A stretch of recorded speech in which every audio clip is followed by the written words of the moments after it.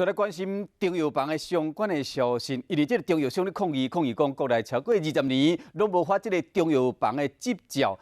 中药行是愈来愈稀微，这个卫福部中医药司呢，伫8月底就颁布这个解说令，讲明定伫共一个中药房有2年以上的经营经验，爱受必要相关的中药课程，就使申请变成原中药房的接班人。安尼一个做，引起药师的质疑，敢讲这个无牌嘛使就地合法，骂这个卫福部是头听医头，自找死路。这贴敢有对症下药？ 中药商伫抗议讲，中药房的执照已经超过20年无发啦，伫骂卫福部拢唔管中药房的死活。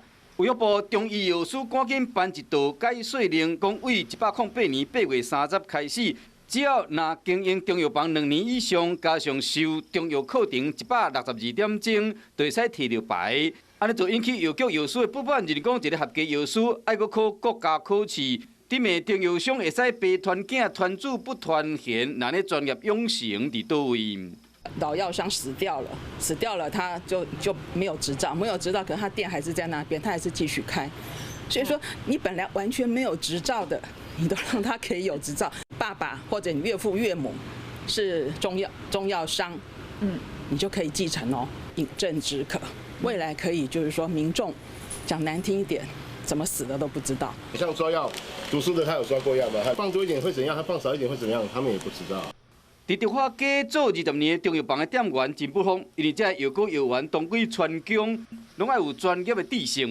经验已经100了。是经验100分，你只差一张照而已，这样子，你有信心考得过这样？一定考得过的啊！而且我们比那个读书还要厉害。